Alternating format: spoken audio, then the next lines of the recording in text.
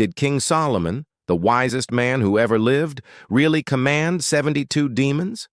And why would Archangel Michael, heaven's fiercest warrior, be forced to intervene? This isn't the Solomon you read about in Sunday school. This is the forgotten story hidden in the Testament of Solomon, a tale of supernatural power, angelic warfare, and the dangerous line between divine wisdom and dark corruption, and it may hold a prophecy we're only beginning to understand. To understand this mysterious tale, we first need to step back and meet the man at the center of it all, King Solomon. In the pages of Scripture, Solomon is remembered as one of the most extraordinary rulers of Israel. The son of King David and Bathsheba, Solomon inherited a kingdom that was powerful, wealthy, and poised for greatness. But what truly set him apart was not military might, it was wisdom. The Book of Kings tells us that when Solomon ascended the throne, God appeared to him in a dream. Instead of asking for riches, victory, or long life, Solomon asked for wisdom, an understanding heart to rule the people. This selfless request pleased the Lord, and Solomon was granted not only unparalleled wisdom, but also immense wealth and honor. His fame spread across the ancient world, drawing kings, queens, and emissaries who traveled great distances just to hear him speak.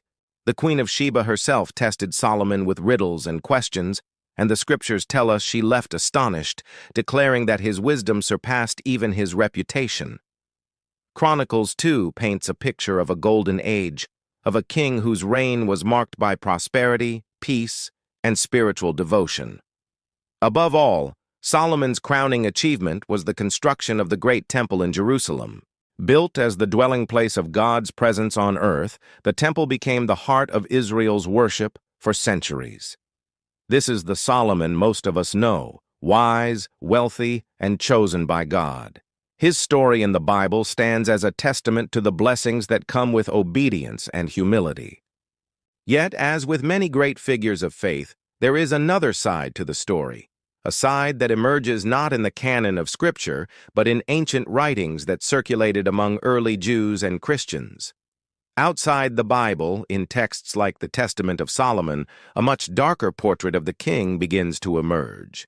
These writings describe Solomon not only as a builder of the temple, but also as a master of hidden knowledge, a ruler who wielded a mystical seal capable of summoning and commanding spirits. And not just any spirits, but demons. 72 of them, each with terrifying powers and sinister designs. According to these accounts, Solomon forced these demons into labor to help construct the temple of God itself, a holy place, built with the aid of unholy powers. And watching closely through it all was Archangel Michael, charged with ensuring the king's soul and the world itself did not fall victim to the darkness he dared to control. So how did the wisest man alive come to command demons? And why did heaven's warrior stand guard over him? To find those answers, we must explore the Testament of Solomon, one of the strangest and most forgotten stories in all of ancient literature. To uncover this darker layer of Solomon's story, we turn to one of the most unusual ancient texts ever written, the Testament of Solomon. Unlike the biblical books of Kings or Chronicles, the Testament isn't part of Scripture. Instead, it belongs to a body of writings we call apocryphal, works that circulated among Jewish and early Christian communities, often blending history, legend, and mystical teachings. Scholars believe the Testament was written centuries after Solomon's reign, likely between the 1st and 5th centuries A.D. It reads almost like a spiritual grimoire, a handbook of supernatural encounters, where the wise king records conversations with otherworldly beings. While it may not be historical in the same way as Kings or Chronicles, it offers a fascinating glimpse into how ancient people imagined the battle between heaven and hell. At the heart of the story lies an object of immense power, the Seal of Solomon. According to the Testament, this was no ordinary ring. It was a divine gift, said to be inscribed with the sacred name of God. With this seal, Solomon could summon, command, and even imprison spirits that would otherwise defy human control. The ring became both a weapon and a tool, an instrument of authority over the unseen world. With the seal in hand, Solomon summoned demons one by one.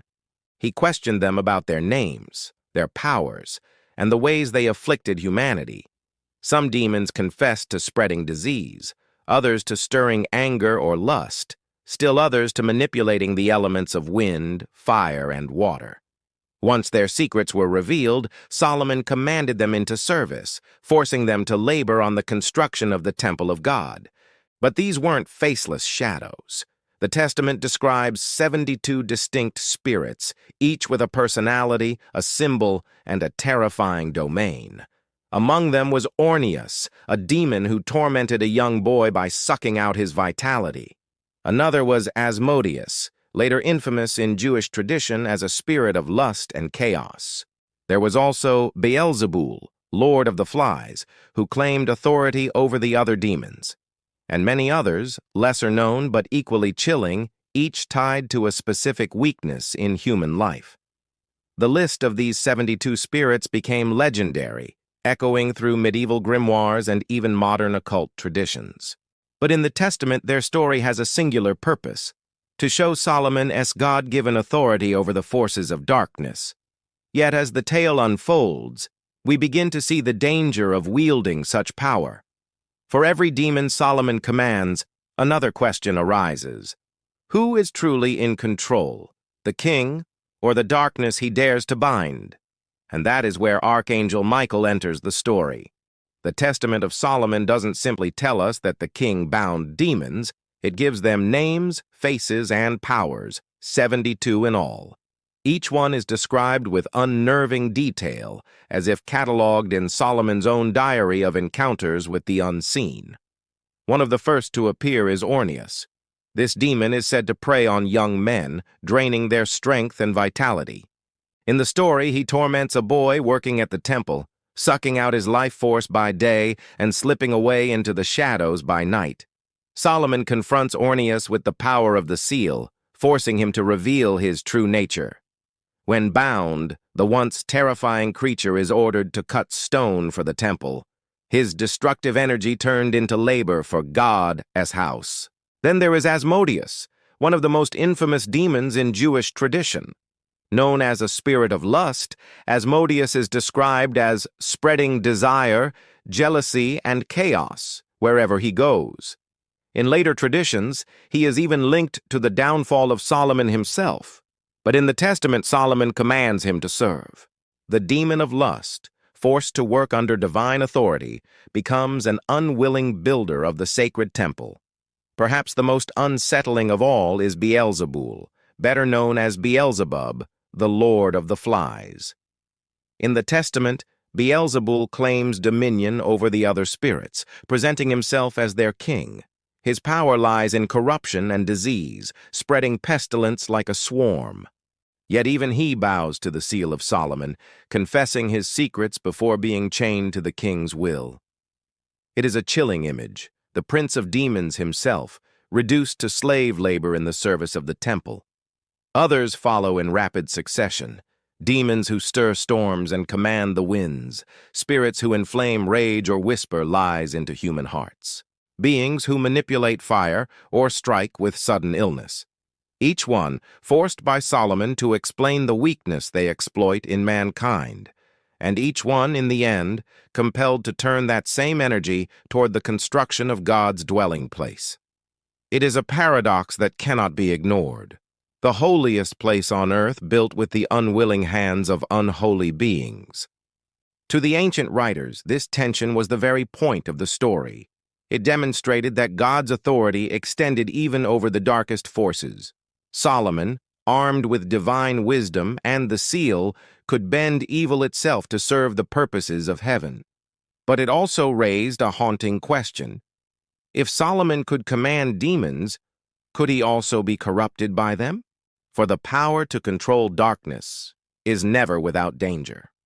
And it is here that the figure of Archangel Michael steps onto the stage.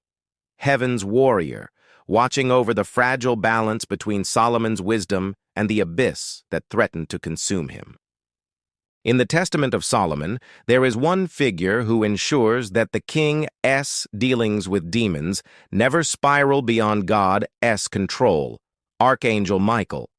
Known throughout Scripture as heaven's warrior, Michael is the protector of Israel, the commander of the angelic hosts, and the enforcer of divine justice. Wherever evil rises, Michael stands as God's champion. Michael's role in Solomon's story is not one of spectacle, but of oversight. While Solomon questioned demons and bent them into service with the seal, it was Michael who stood as the divine safeguard, ensuring that the king's authority came from heaven, not from pride or corruption. Michael reminded Solomon, and by extension all of us, that power over darkness can only be wielded under God's will. Symbolically, Michael represents the balance between wisdom and temptation. Without his presence, Solomon might have mistaken domination for righteousness. He could have forgotten that commanding demons did not make him greater than them. It only proved the supremacy of God who gave him the seal.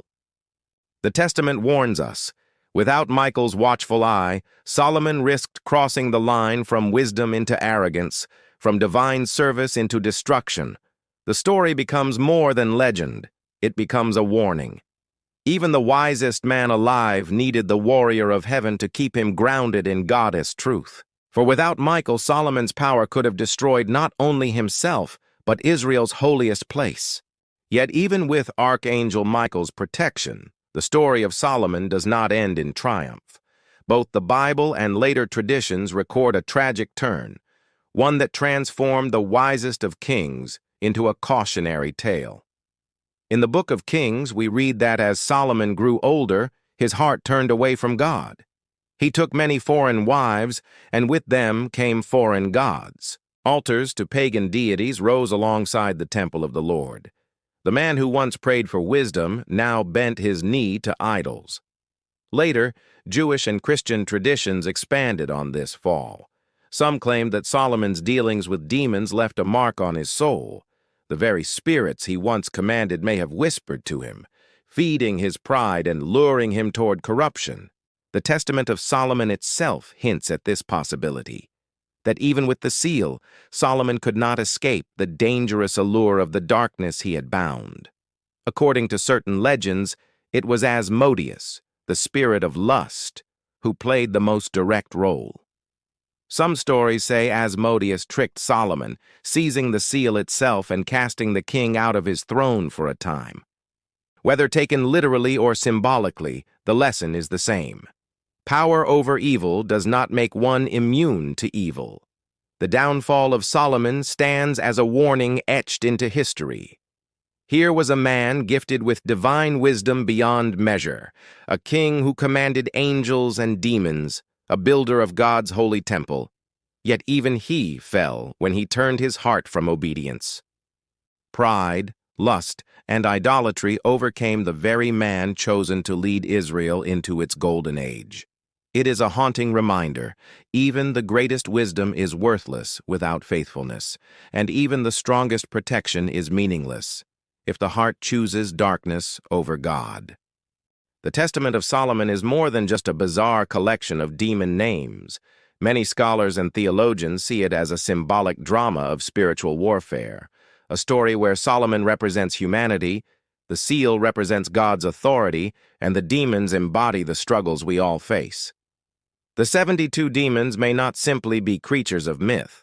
To some interpreters, they stand for the sins and vices of mankind: lust, pride, envy, wrath, despair. Others see them as symbols of the 72 nations of the ancient world, suggesting Solomon's dominion over demons mirrors God's sovereignty over every people and power. And then there is Michael. His presence in the Testament is no accident. To some, he is the foreshadowing of the final battle, the cosmic war between angels and demons prophesied in the book of Revelation. Just as he kept Solomon's dealings with darkness in check, so too will Michael one day stand against the unleashed forces of hell. In Revelation, we read of the abyss being opened, releasing tormenting spirits upon the earth. Could the binding of Solomon's demons be a prophetic echo of that vision? Were these 72 merely bound for a time, awaiting the day when their chains are broken and Michael once again takes the field? The Testament leaves us with more questions than answers. But one truth rings clear. The war between light and darkness is far from over. King Solomon, the wisest man in history, granted a divine gift of wisdom. The seal of Solomon, an instrument of power, binding 72 demons. And Archangel Michael, the warrior of heaven, ensuring that Solomon's authority remained rooted in God, not pride. Together, these threads weave one of the strangest and most powerful stories of the ancient world. But here is the haunting question. Were these stories just ancient myths?